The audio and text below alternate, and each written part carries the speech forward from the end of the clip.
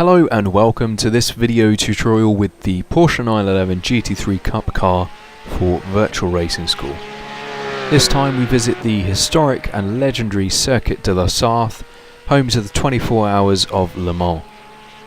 The real car is in fact raced around here despite the fairly short gearing, resulting in the car running into the rev limiter easily down the Mulsanne straight.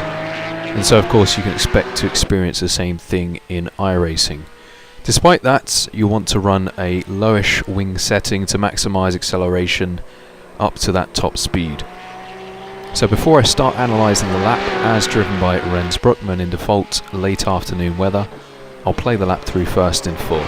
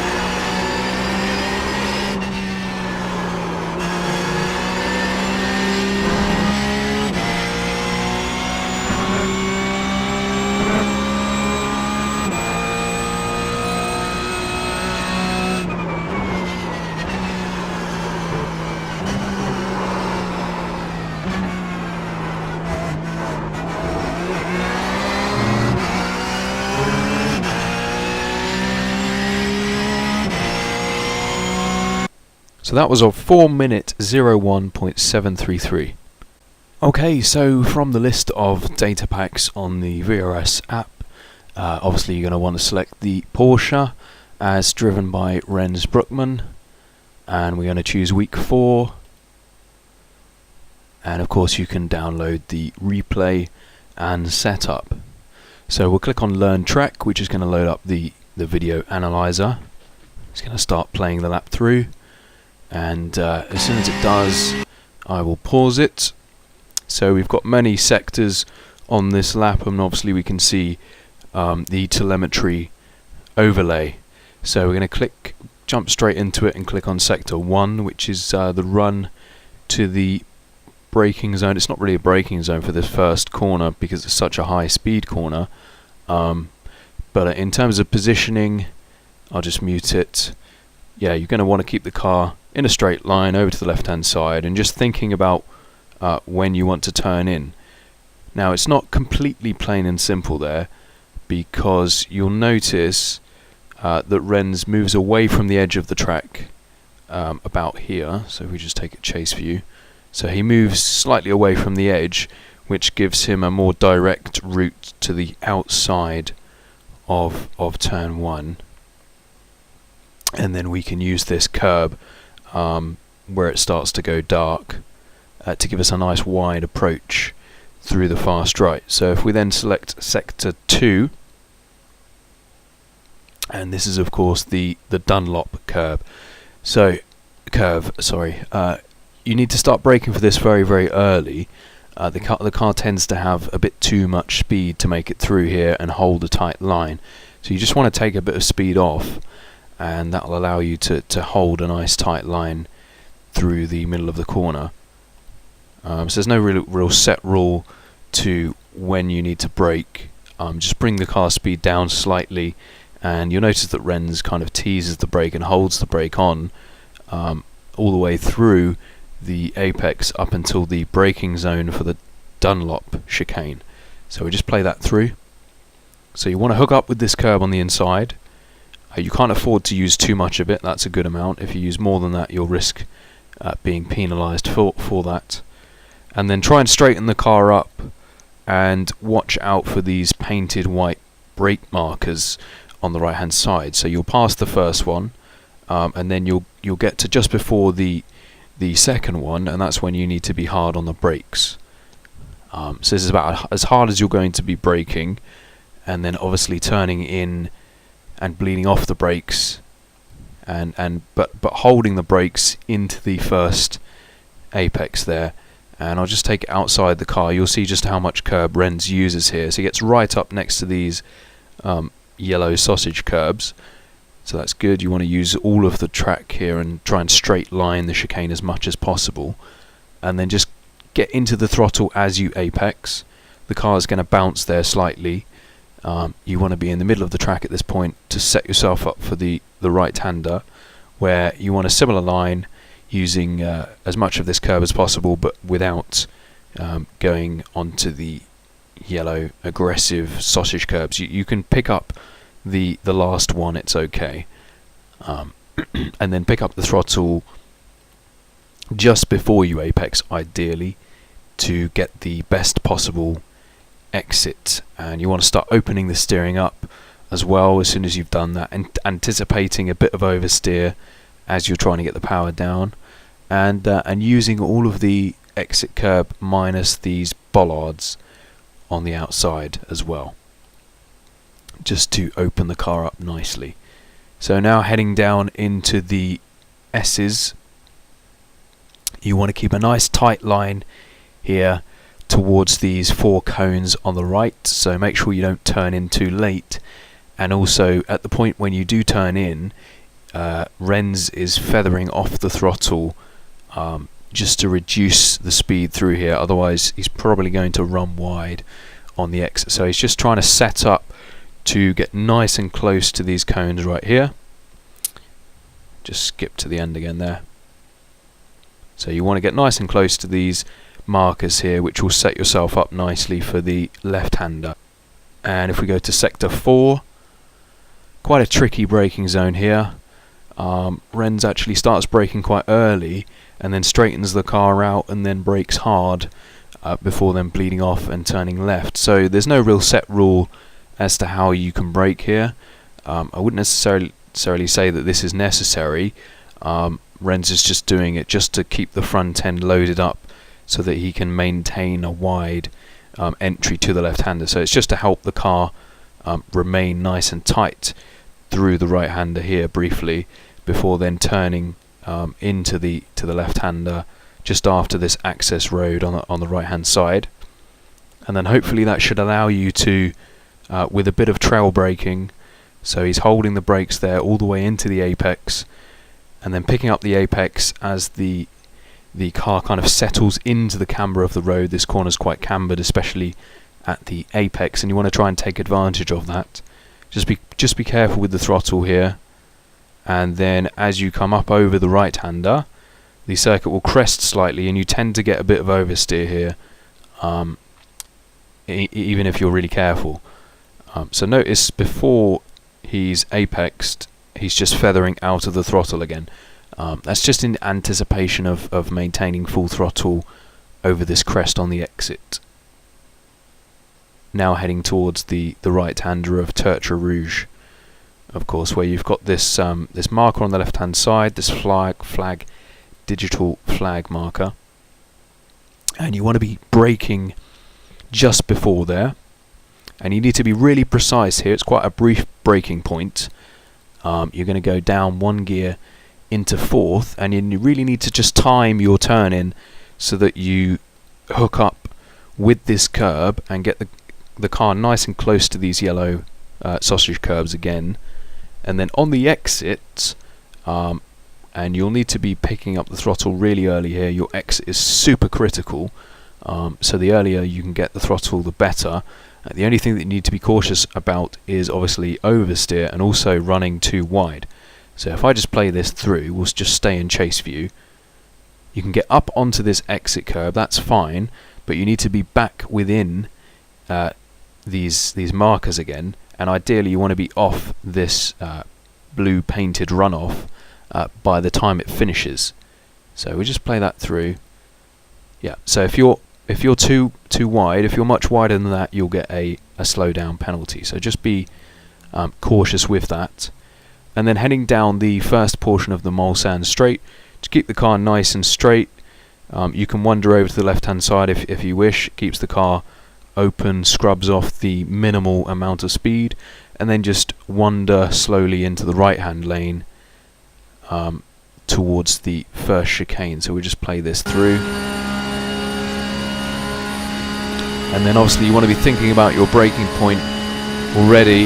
There's going to be a variety of markers. There'll be a 300, a 200, which will just arrive at now, and then you want to be braking not long after the 200 marker. So we'll just go to sector 6 for this. So I would estimate about 175. I'm pretty sure it's in meters. We'll just play this through.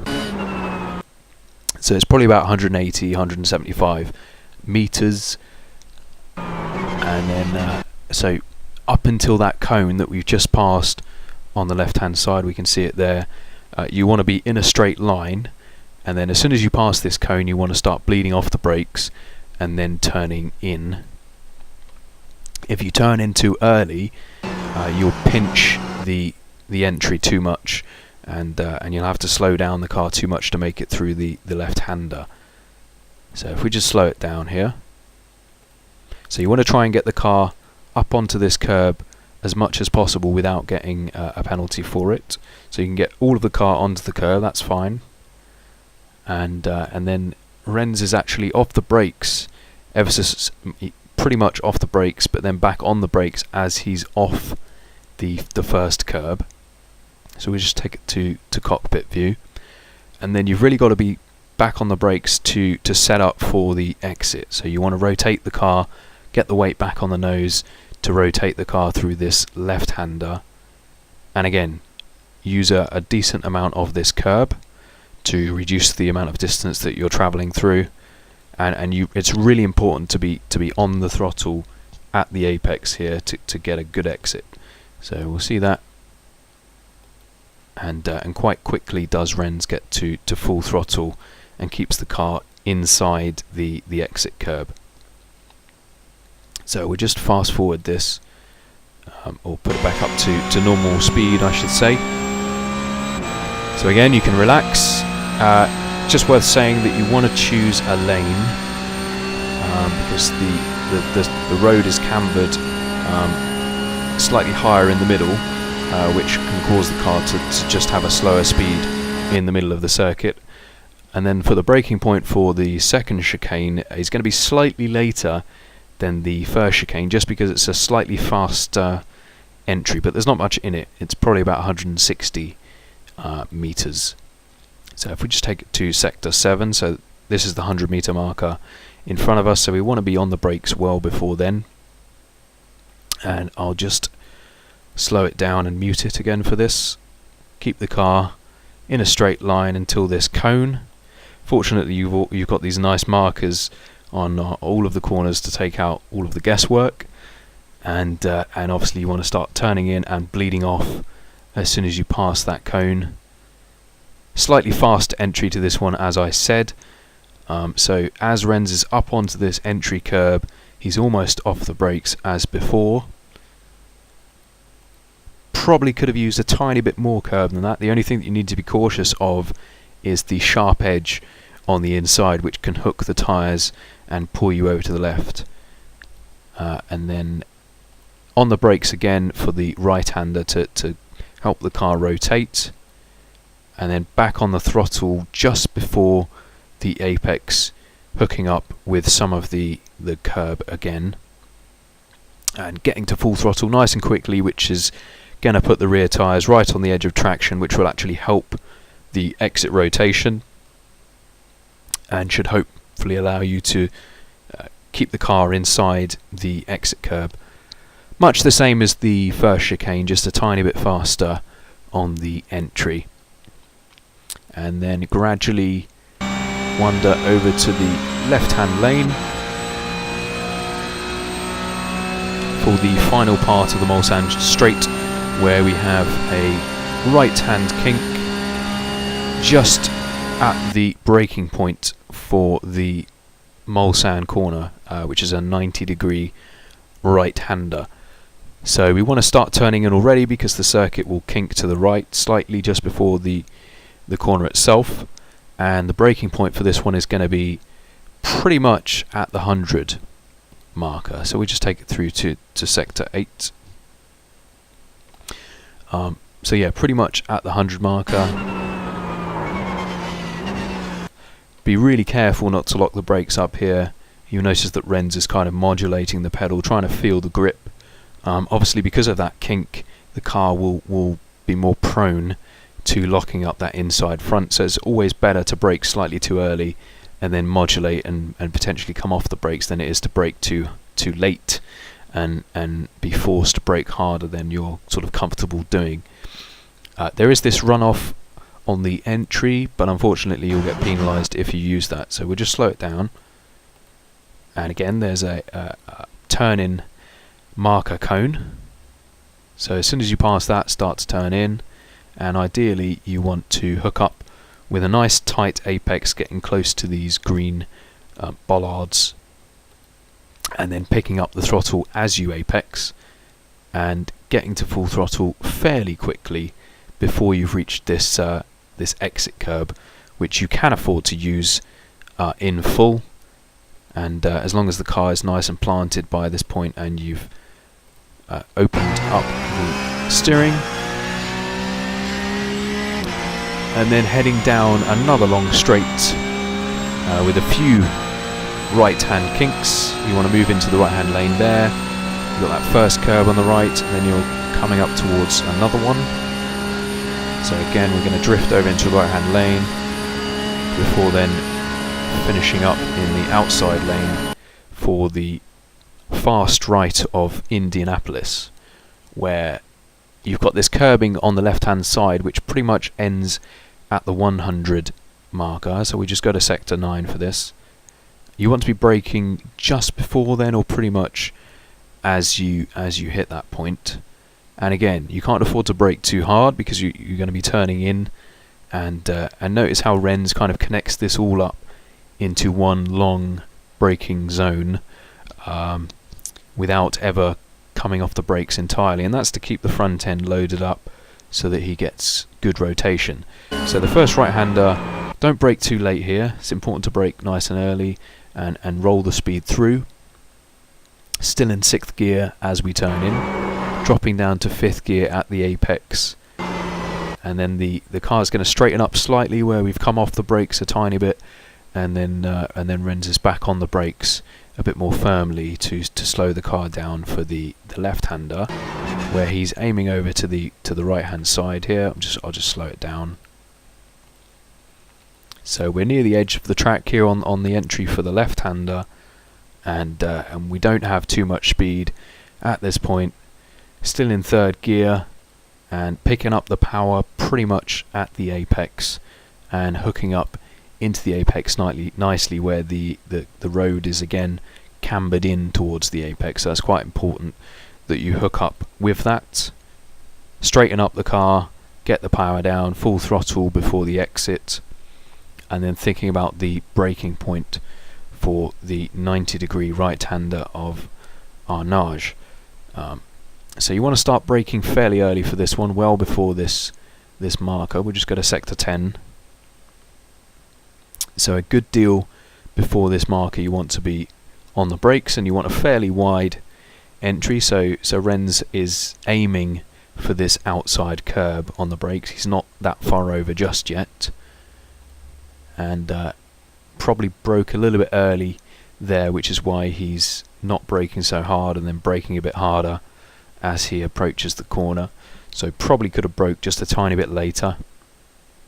And then again you've got a entry cone on the outside, which is a good reference as to when to turn in.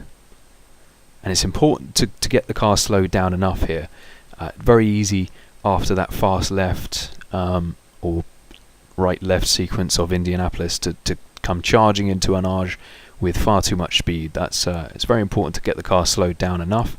You're in 2nd gear, and it's compressed here, but Rens takes a bit of time to get up to full throttle on the exit because he's in 2nd gear and the car is quite heavily traction limited. But he does pick up the throttle as he apexes, straightens the car out, opens up the steering. Bit of oversteer there, and we'll just take it to the chase camera. Important here not to drop your rear tyres onto the AstroTurf because it's very, very slippery, and you will definitely lose traction and lots of time if you don't end up in the wall there. So we'll just put it back to normal speed, keep the car over to the left hand side as we approach the Porsche curves now. Easily my favourite part of the whole circuit, especially finding this car, and aptly named. So the braking zone for the first right-hander is going to be quite early on, and you'll notice how long Rens is braking for and how he bleeds off very, very early on. And that's to keep the front end loaded up. We've talked about it before. So he's already on the brakes there. We'll just go back to the beginning of the sector. Unfortunately, there isn't really a marker here. The only thing is you've got this tree line here which suddenly finishes. So just as that tree line finishes, you want to be already braking. Down into 5th gear, turning in fairly early, staying on the brakes, keeping the car speed down up until this first curb. Now as soon as you hit this first curb, you want to be hard on the throttle. Now the reason that Rens doesn't get into the throttle sort of progressively and gradually here is because the car has a lot of speed, and it's important, the rear wing is generating a lot of downforce at this speed. It's important to keep the rotation in the car by getting straight back to the limit of traction. The only way to do that in 4th gear is to just mash your foot on the throttle, which is basically what Rens is doing. We'll just slow it down again. So that allows him to keep rotating over to the right hand side, which then opens up. Now you notice just before he exits this corner, he feathers out of the throttle slightly. So that's quite important as well, that you don't put yourself out of position into this fast left-hander. Line is very important through here. Now you want to take a big lift before the left-hand apex, which will allow you to hook up with it and to keep the rotation, and allow you, more important, to be flat out approaching this wall. It's very easy to carry too much speed in, and then you're trying to get off the throttle and the car is suddenly understeering dangerously close to this wall. So just be careful with that. And then the sequence towards the end of the Esses, just take it back on board. You want to be back on the brakes just as you get closest to the wall. Keep the front end loaded up. So we're not braking very hard here at all, it's about 20%.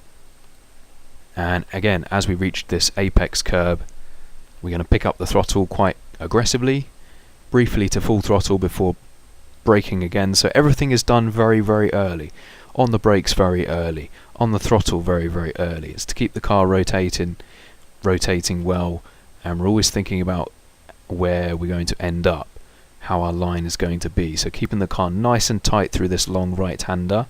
We're on lots of throttle. Just go back to the point where you need to pick up the throttle, so it's before you actually hook up with the curb. And then, yeah, keeping it full throttle or close to that until the corner ends. As soon as the corner ends, you want to be back on the brakes, but again, quite gently with the car, and you've got another fast left-hander, which is very, very easy to turn into too late. The car tends to wash out here. It's slightly off camber, I believe, so the car doesn't turn in very well, and ideally you want to be back on the throttle before the apex, and the only way that you can do that is by braking early and also turning in early. And you've got these yellow sausage curbs again on the left hand side, which we're not quite as close to as we could be, and could probably use a little bit more of the track on exit as well. And just play it through. The next chicane, I believe this is the Maison Blanche chicane, is easy flat out, and then obviously we're approaching the last two. I believe these are both the Ford chicanes, where you've got the pit entrance on the right hand side. So you want to be thinking about braking just before halfway along the pit lane entrance. So we'll take it through to sector 14 for this, and braking quite hard, sustaining the brakes, but we can carry a lot of speed into this first chicane, still on the brakes to keep the front end loaded up and to get the rotation in the car. But your line here is super important. You can carry a lot of speed through here, but only if you get your line right, and you can get really close to these bollards. Just clipped that first one, and we might even clip the second one, or we got very, very close to it at least.